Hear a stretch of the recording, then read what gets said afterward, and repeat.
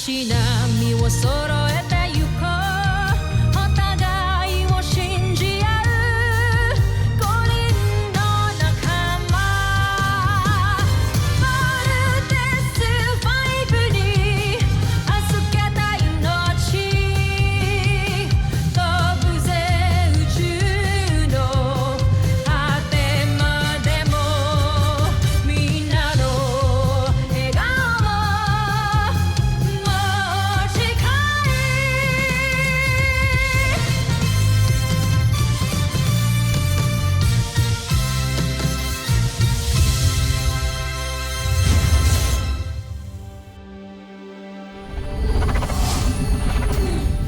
Ang nakaraan sa Voltus 5 Legacy. Wala pa rin bang suspect sa bumorel kay Jamie? Ongoing pa ring investigation. Pero kasi wala namang kasama si Jamie nung nakita siya ni Anad sa gym that time. Sa gym lang walang power. I can't lose you. I kept pushing you away. Not because hindi kita gusto. Pero kasi natatakot ako eh. Takot akong malaman mo yung nararamdaman ko sa'yo. I love you. We were able to stabilize her. She's safe now. Patuloy pa rin ang investigation kung sino bumaril kay Jamie. Just because we had a few little misunderstandings, eh, papatay na ako. So don't you think it's unfair to me? Jamie. Katanggalan ko kasi ng oxygen ni Lieutenant Jamie. Baka hindi siya makahinga. It's okay. Saya naman din ako na na-survive ko to eh. I can't just die yet. Hindi ko pa naigaganti si Daddy against the Brazilians. Welcome back, Lieutenant Robinson. Send a global alert. Kailangan nilang protektahan lahat ng citizens nila. What's happening? Aatake ang mga Bosenians. Malaking pag-atake ito. Dr. Hook, hindi pa rin ho kami mabubuo ngayon. Ako pong sasama. Let me prove myself. Pero wala kang experience ilipad ang Voltlander. Ako ang sasama sa kanila. Simula na ng pag-angkin natin sa planetang Terra Air 2. Tikman niyo ang bangis ng aming ikakalat na mikrobyo sa inyo. Team, get ready to engage. You know what I'm going to say. Si Voltus 5, hindi mawari. Pero sigurado magtatagumpay pa rin naman tayo, hindi ba? Hindi kinakaya ng mga mikrobyo ang matinding init. Ang matinding init, dulot ng pagsabog ng ating mga sasakyang pandigma, Joffrey. Homesuck! Jamie, okay ka lang?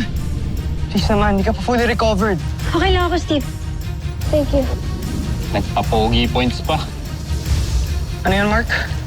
Sabi ko, stand by, enemies ahead. Sa mga sandaling ito ay naghahanda ng mga Bosenians para magkalat ng nakamamatay na mikrobyo sa buong mundo. Kaya huwag na kayong mag-aksaya ng panahon. Depensahan niyo ang planeta ninyo. Baka patibong niyo lang yan. Walang sisihan. Kapag namatay ang mga tao ninyo, kasama ka na ron. Sinira ninyo ang aking mga plano. Tawa, Joffrey. Tataka ko lang. Bakit tila alam ng mga taga-Terra Air 2 ang pagsalakay ng ating mga sasakyang pagdigma? Baka dahil nakita nila ang ating mga sasakyang pandigma. Hindi ba, Joffrey?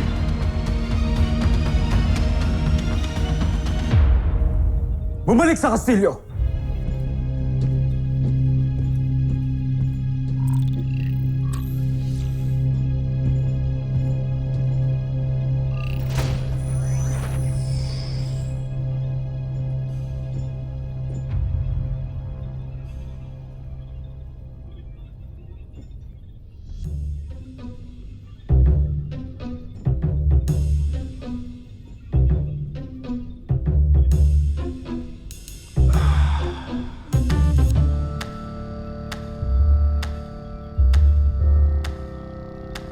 Anong tinitingin-tingin ninyo? Ha?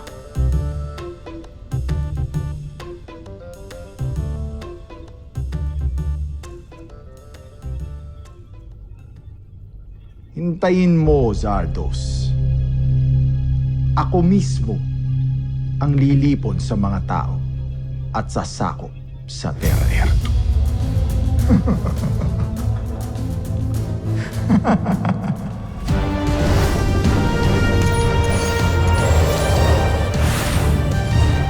CBF Command. Aerial reconnaissance clear. Good job, team. Go back to camp. Roger.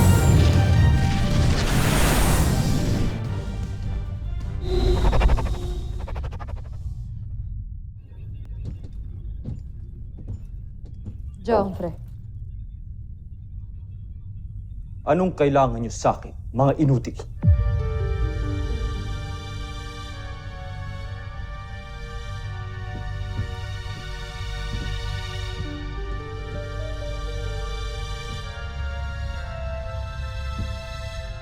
May naisip kaming paraan upang madaig natin ang kalaban. Nag-iisip kayo ng paraan para sila'y madaig? O para pahiyain ako ng paulit-ulit sa ating emperador? Etyuma! Joffrey, nakikiusap ako. Huminahon kayo. Isa ka pa! Batid ninyo ng ating lahi ay higit na makapangyarihan kesa sa mga taga-Terra Ertu. Ngunit ano nangyari? Paulit-ulit tayong natatalo. Kamakailan, nahuli ng mga taga-Terra Ertu si General Watson. Ang traitor na general na yun. Sa aking palagay, siya nagbigay ng mga impormasyon sa ating kalaban tungkol sa atin. Tapos ngayon, gagawa kayo ng paraan? Tigilan nyo na. Sigurado kung hindi tayo magtatagumpay. Joffrey, hayaan niyo muna kami ni General Draco na sabihin sa inyo ang aming susunod na plano. Ito ay tungkol din kay General Watson na sa tingin namin ay nasa kampo pa rin ng ating mga kalaban. Pagod na ako sa inyong mga pangako.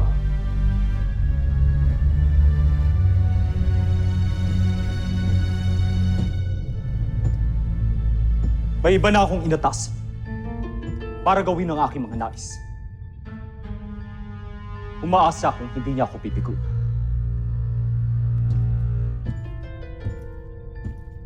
Sino ang iyong tinutukoy? Umanat. Si General Oslak ba to? Oslak! Napakawalang kwentang general. Isa pa, hindi ko mapagkakatiwalaan hilat siya ng pagmumukha niya. Kung gayon, sino nga siya, Joffrey? Makikilala niyo siya sa takdang sandali. Pero sa ngayon, ayokong makita kayong dalawa. Gancho ay na.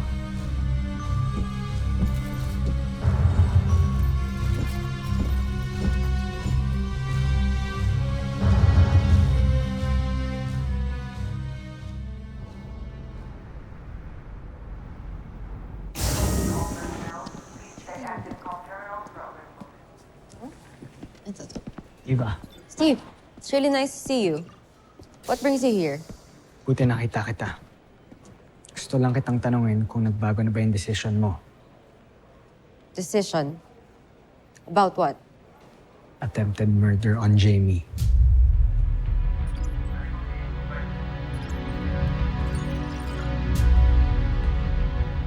Can you give me a break? Sinabi ko naman sa'yo na wala akong kinalaman dyan, di ba? And think about it. Ano bang mapapala ako pag pinatay ko si Jamie? Since alam ko naman wala nang chance for us to be together anyway. Pwede ba? Just leave me alone. Walang mapapala. What about your ambition to be part of the Voltes team? Kaya nung nakakita ka ng opportunity, nagpresenta ka to replace Jamie. Yeah, you're right. I want to be part of the Voltes team because I deserve it. And if you think that I'm that desperate, ba't hindi na lang ikaw yung pinatay ko? You broke up with me, remember? Pinaasa mo ako ng paulit-ulit. You hurt me so many times. Kaya ba't hindi na lang ikaw yung pinatay ko at ginantihan ko?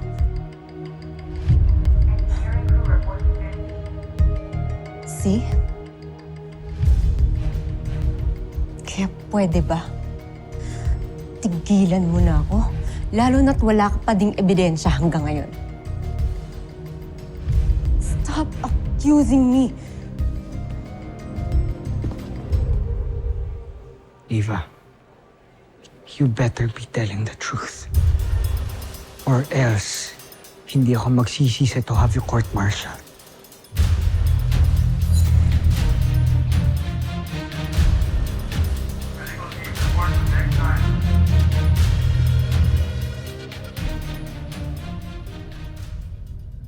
Hindi ko akalaing dadating ang panahong to. Draco, ang sandali na, kamumuhian ako ng ating mahal na prinsipe.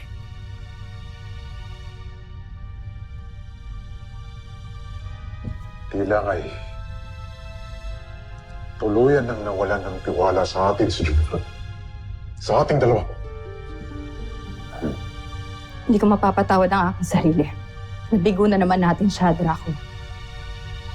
Sapagkat ipinangako ko sa aking sarili na tutulungan ko siyang tuparin ang lahat ng kanyang iniibig, pinag-uutos, kasama na doon ng tagumpay na ibabahagi niya sa Busan na nararapat lamang niyang makamtan.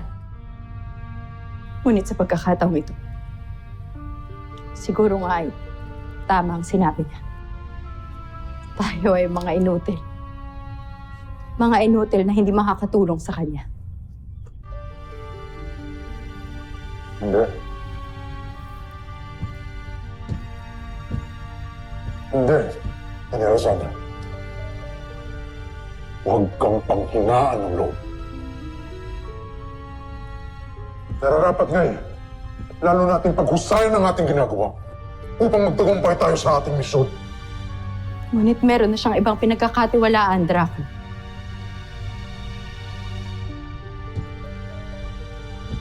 Sino nga kaya ang kanyang tinutukoy na magsasagawa ng kanyang mga utos? Marahil na ang dapat itanong ay kung tama nga ba na pagkatiwalaan siya ng ating prinsipe kaysa sa atin?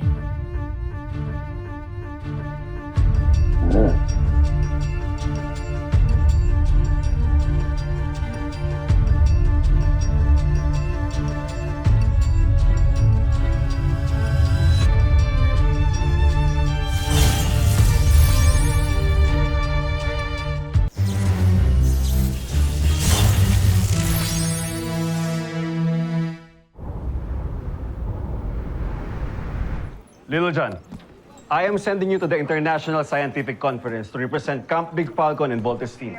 Talaga, Dr. Hook? Excited na ako. Tatanungin ko na si Octo-1. Sorry, pero hindi pwedeng isama si Octo-1. High level ang security sa conference. Hindi natin siya nakuha ng clearance. Talaga? Eh, sayang naman. Malulungkot yun dahil hindi siya makakasama.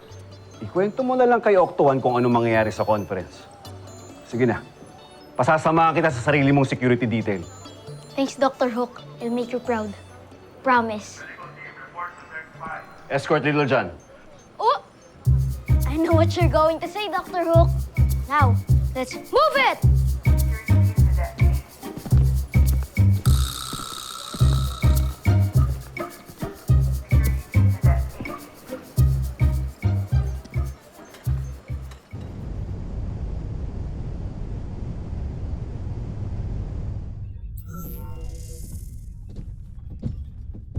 Joffrey.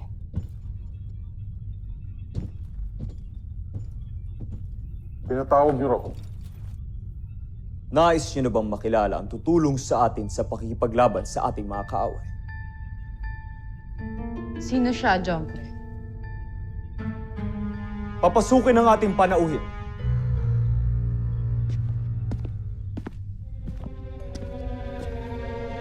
Joffrey.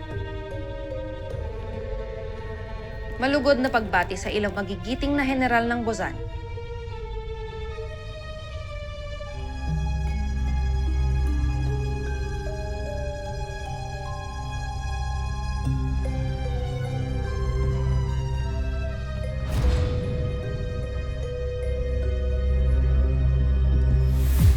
Kontesa Zaki? Ang punong taga-siyasat ng emperador? Tama kayo. Si Kontesa Zaki ang aking bagong kasangga.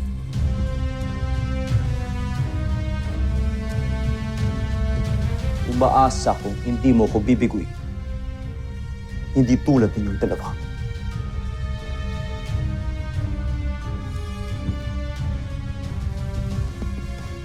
Totoo, Prinsipe Zardos. Hindi kita talaga dapat bibiguin. Lalo't nandito ako dahil inip na ang ating mahal na emperador sa inyong mga kabiguan dito sa Terra Ertu. Isang napakaliit na planeta, ngunit palagi kayong nabibigo. Nadadaig ng mga walang saysay na nilalang. Tigilan mo ang iyong pangungutya.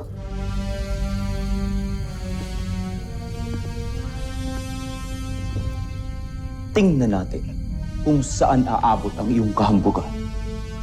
patunayan mo sa akin na ikaw ang karapat dapat kong pagkatiwalaan kaysa sa aking mga general. Ngayon,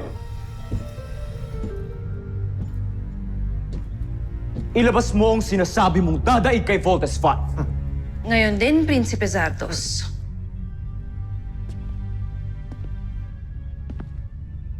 Gustav na Shabakun!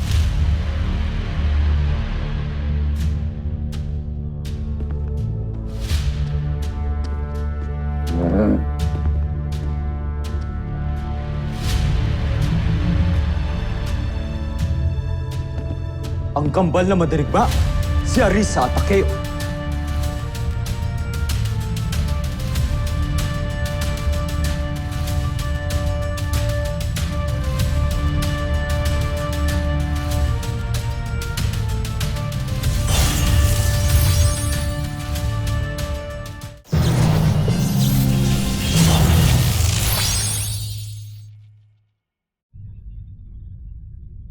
Sila nga kamahalan. Ang kambal na mandirigma na siyang magdadala sa atin ng ating tagumpay dito sa Terra Ertu. Mula sa pagiging magigiting na kampyon sa pinakamamahal nating Buzan, isinama ko sila dito dahil naniniwala ako sa kanilang kakayahan. Lalo pat, wala pang mandirigmang nakakatalo sa kanila mula sa ating planeta. Kaya tiwala ako na magiging kampyon sila hanggang dito sa Terra Ertu.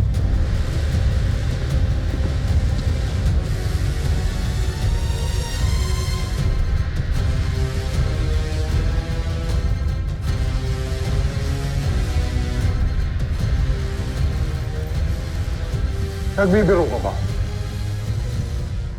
Itong dalawa ang itatapat mo kay Voltes 5? Hindi ka lang pala kirat, General. Kundi bingi rin. Hindi ba't yun ang sinabi ko ngayon lang?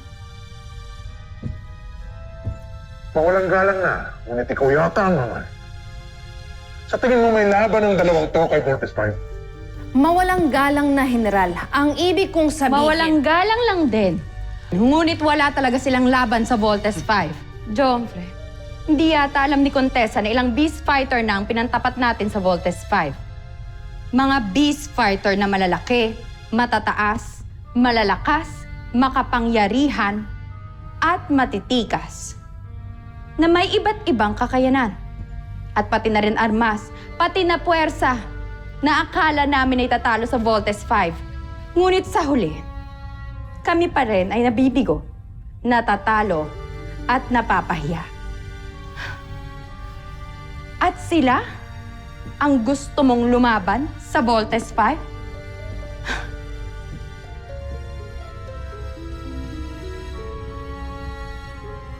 Eh baka sa simula pa lamang ng kanilang pag-aarap ay mamatay na itong dalawang to. Pagtatawanan lamang tayo ng ating mga kalaban. Kahangalan. May katwiran ng aking mga general. Maging ako mismo, hindi ako makapaniwala na ang mga mandirigma na mula sa lahi ng mga alipin ang ipapadala mo sa akin. Huwag niyo muna silang husgahan, Prinsipe Zardos. Bagkus, pagbasdan niyo kung gaano sila karahas makipaglaban. Mga kawal, sa aking hudyat, sugurin ninyo ang aking kambal na mandirigma. Prinsipe Zardos, isa itong kahangalan. Hayaan mo sila, Traf. Naaaliw ako sa kanila.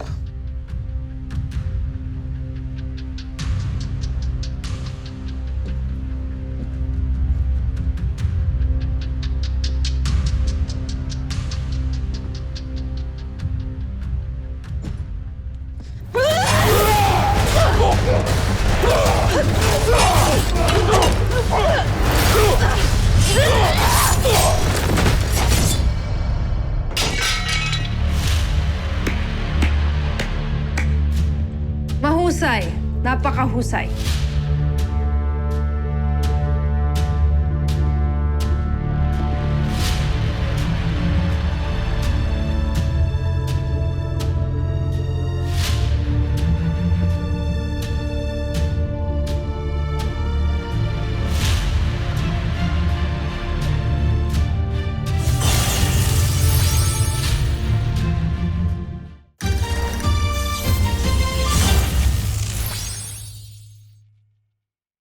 Tila hindi yata kayo natutuwa sa ipinakita ng aking mga mandirigma, Prinsipe Zardos.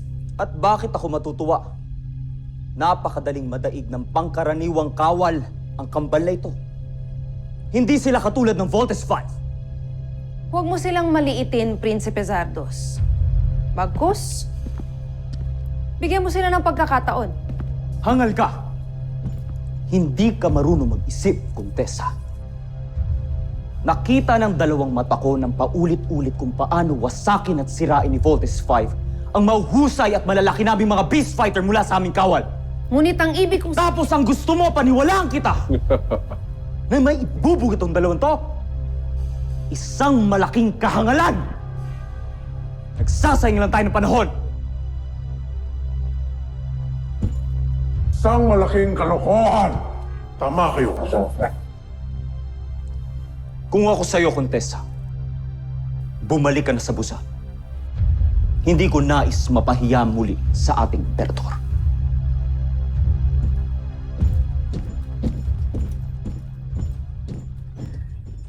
Halika na, General Draco. Iwan na natin ang mga payasong ito. Mga homeless.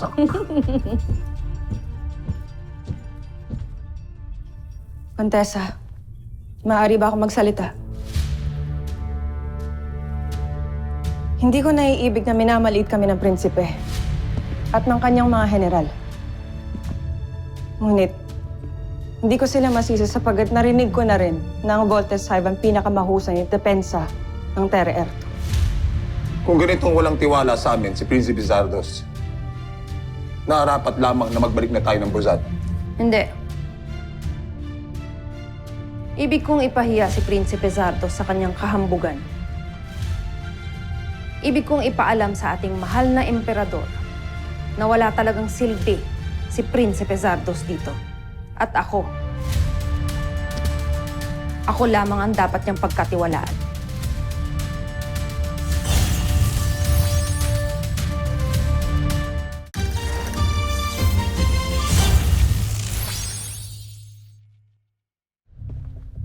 Kung ganon, ibig mo bang ituloy namin ang pagsasagupa sa Voltes 5? Bago tayo nagpunta rito, pinag-aralan ko muna ng maigi ang pakikipaglaban nila Prinsipe Zardos sa mga Voltes 5. Batid kong nagulantang siya na merong malakas at matibay na tagapagtanggol ang mga taga Terra Erto, kung kaya't hindi na siya nakapag-isip ng iba pang opensiba. Kaya kinalaban na lamang niya ang Voltes robot. Ngunit, iba ako kay Zardos. May naisip akong ibang taktika upang manalo tayo laban sa mga taga-Terra Erto. At ano ang taktika na ito, Contessa? Yun na nga ang gusto kong sabihin sa kanila kanina pa, ngunit hindi nila ako pinakikinggan. Sa halip na kalabanin natin ang Voltes robot, haharapin natin ang mga tagalupang piloto na kumokontrol sa kanilang armas. Naniniwala ako na sila Steve Armstrong ang magiging susi natin para magtagumpay ako laban kay Zardos at sa mga taga-Terra Erto.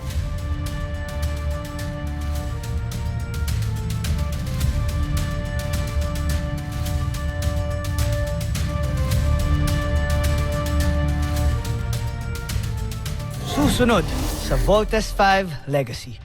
Mission objective is to extract a lone hostage. Mag-iingat kayo, hindi natin alam kung gaano karaming enemy hostiles ang meron sa loob.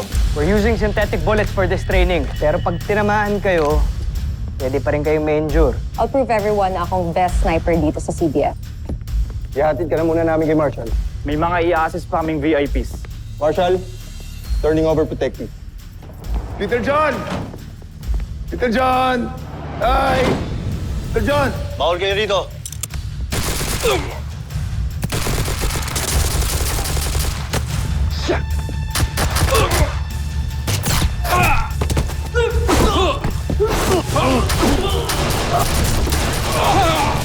No! Nagkakagulo!